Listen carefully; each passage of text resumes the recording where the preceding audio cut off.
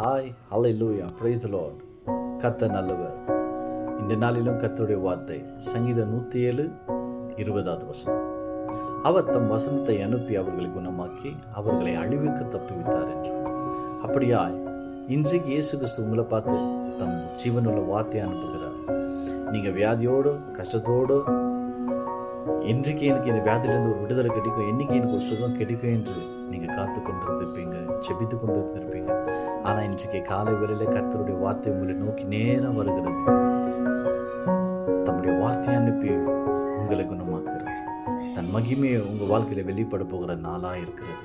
நீங்கள் எந்த அளவுக்கு இந்த வார்த்தையை விசுவாசிக்கிறீங்களோ அந்த அளவுக்கு தேவன் தம் மகிமையை உங்கள் வாழ்க்கையில் வெளிப்படுத்த போகிறார். அல்லேலூயா.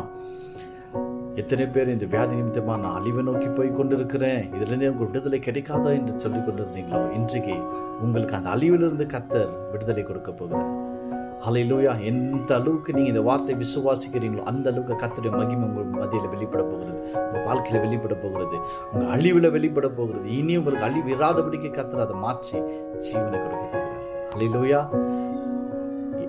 யாரெல்லாம் இதை விசுவாசிக்கிறீங்களோ ஆமென் என்று சொல்லி இதுக்குரியதான ஆசீர்வாதத்தை நீங்கள் பெற்றுக்கொள்ளுங்க.